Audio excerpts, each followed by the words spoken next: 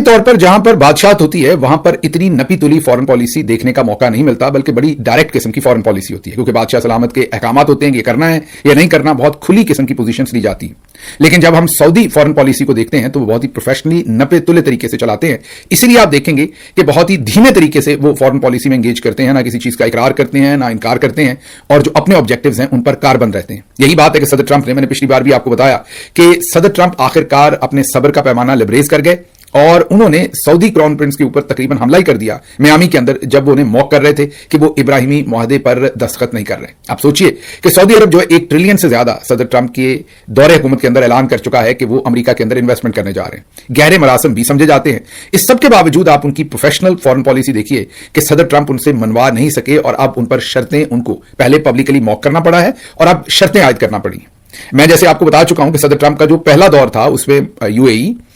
بحرین، مراکش اور قزاقستان، ان کو آلریڈی ابراہیمی معاہدے میں لایا جا چکا ہے۔ UAE کے تو جیسے میں نے کہا کہ بڑے ہی اس وقت دوستانہ مراسم بھی ہے۔ اب قطر اور سعودی عرب اور پاکستان، ترکی کو تو ایسے ہی میرا خیال انہوں نے کہہ دیا ہے، ترکی کی تو مرضی ہوگی اگر وہ کرتے ہیں اس پر یا نہیں، کیونکہ ترکی کے آلریڈی اسرائیل کے ساتھ گہرے مراسم ہیں۔ صدر طیب اردگان جو ہے بیان خاصے سخت دیتے ہیں، لیکن ان کا ٹریڈ بھی ہے ترکی کے ساتھ، اور خاصے جیسے آذربائیجان کا کافی سارا ٹریڈ بھی ہے اور وہ کافی ساری انرجی کا لین دین بھی ایک دوسرے کے ساتھ کرتے ہیں۔ تو اس میں کچھ ممالک کا تو ایسا مسئلہ نہیں ہے، اصل مسئلہ جو ہے اس میں 3 ممالک کا کم از کم ہے، سعودی عرب، قطر اور پاکستان۔ پاکستان تو ظاہر ہے فیورٹ فیلڈ مارشل کو جو صدر ٹرمپ کہیں گے وہ کر لیں گے۔ پاکستان کے اندر اب آپ کو لگے گا کہ نہیں، یہ نہیں ہو سکے گا، یہ آپ کی غلط فہمی ہے، بڑے آرام سے راتوں رات ہوگا اور کوئی کان میں ڈالا ہوا نہیں رڑکے گا، کوئی مولوی صاحب اس پر سٹیٹمنٹ نہیں دیں گے، کوئی وکلا بار، کوئی ہائی کورٹ، کوئی سپریم کورٹ، کوئی سیاسی جماعت، کوئی اس کے اوپر چوں نہیں کرے گا۔ یہ آپ میری ابھی کی بات یاد رکھ لیں۔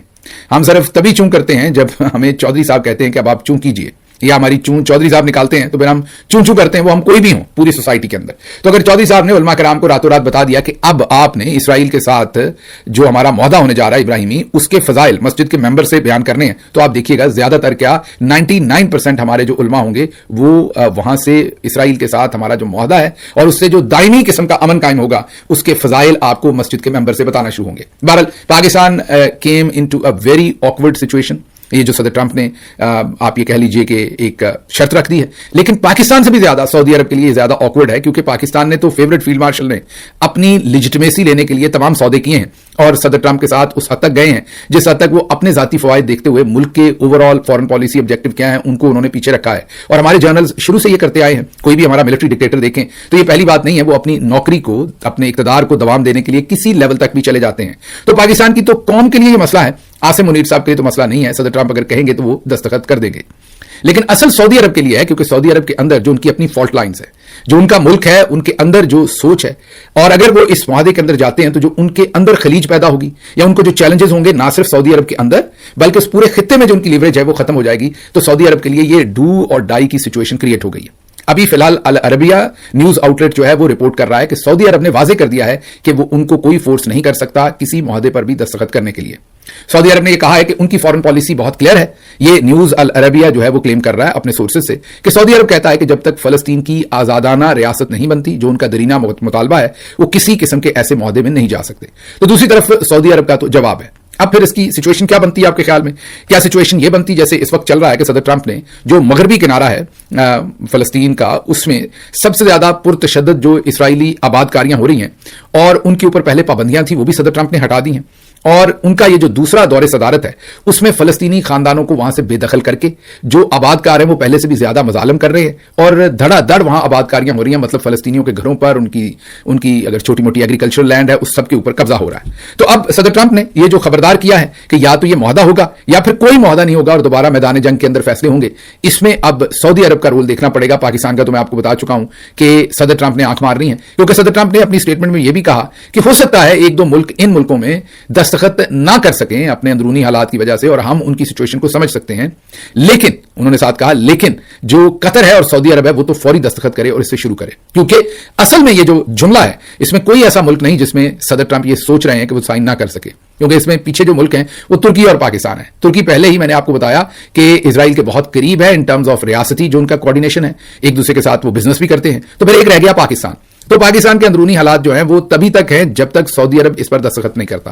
اور عاصم منیر صاحب نے میرے خیال میں، یہ میرے پاس انفارمیشن نہیں ہے لیکن میرا تجزیہ ہے، صدر ٹرمپ کو یہ بتایا بھی ہوگا کہ اگر سعودی عرب سائن کرے تو میں کرنے کو تیار ہوں، اگر آپ نے ہم سے سائن کروانے ہیں تو پہلے سعودی عرب سے کر لیں, کیونکہ پھر یہاں کے علماء ممبر سے اس چیز کے فضائل بیان کریں گے کہ جب سعودی عرب نے اس پر دستخط کر دیے تو پھر ہم کون ہوتے ہیں. اس لیے سچویشن بڑی کلیئر ہے, پاکستان آلریڈی پاکٹ میں ہے, اس لیے انہوں نے یہ ایک سٹیٹمنٹ دے دی. بہت سارے لوگ آپ کو بتائیں گے کہ پاکستان کے لیے جگہ رکھی, کوئی جگہ نہیں رکھی پاکستان کے لیے کوئی جگہ نہیں. میں یہ کوئی منفی بات نہیں کر رہا, پروپیگنڈا نہیں کر رہا, آپ کو صرف بتا رہا ہوں کہ اگر سعودی عرب کو اس سارے معاملے میں گرانے میں کامیاب ہو گئے, مطلب کہ ان سے سگنیچر لینے میں کامیاب ہو گئے, ان سے ابراہیمی معاہدے کے اندر انہیں لانے میں کامیاب ہو گئے, تو پھر پاکستان بھی جائے گا, کسی صورت نہیں رکے گا. پاکستان نے صرف ریکویسٹ یہ کی ہے کہ حضور ہم تو تیار ہیں, ان سے بھی دستخط لے لیں. پھر آگے العربیہ انگلش جو ہے وہ یہ اب رپورٹ کر رہا ہے اور کلیم کر رہا ہے کہ ایران جو ہے اس نے چائنا سے رابطہ کیا ہے اور کہا کہ اس ڈیل پر ہم تبھی دستخط کریں گے اگر آپ اس کے اندر اپنی گارنٹی شامل کریں. ایران چاہتا ہے کہ چائنا ایشورنس دے اور چائنا اس کا ثالث بنے, یا چائنا اپنی گارنٹی اس کے اندر ایڈ کرے تاکہ ہم آگے بڑھیں. العربیہ انگلش یہ بھی کلیم کرتا ہے کہ ایران بالکل تیار ہے کہ اگر آپ نے ہمارا انرچڈ یورینیم لے کے جانا ہے تو وہ چائنا ٹرانسفر کر دیں, ہم ان کو دینے کو تیار ہے. مطلب وہ اب چائنا کی جو ہے وہ اس کے اندر انوالومنٹ چاہتے ہیں. پھر انٹرنیشنل میڈیا یہ بھی کلیم کرتا ہے کہ جو عاصم منیر چائنا پہنچے ہیں یہ اصل میں چائنا کو بریف کرنے اور چائنا کی نوٹ لینے پہنچے ہیں, کیونکہ اس ڈیل کو صدر ٹرمپ نے ان کی ذمہ داری لگائی ہے کہ ہر صورت آپ نے کرنی ہے, اور اس کے لیے اب وہ چائنا, کیونکہ ایران نے شرط عائد کی ہے کہ چائنا کو اس میں منوائیں, تو اب عاصم منیر صاحب وہ بھی کوشش کر رہے ہیں کہ چائنا کی انڈورسمنٹ اس میں کسی طرح سے لے لے. اس کے ساتھ ہی ساتھ جو ایران کی فارن منسٹری ہے انہوں نے ایک اور بڑا اعلان کیا ہے.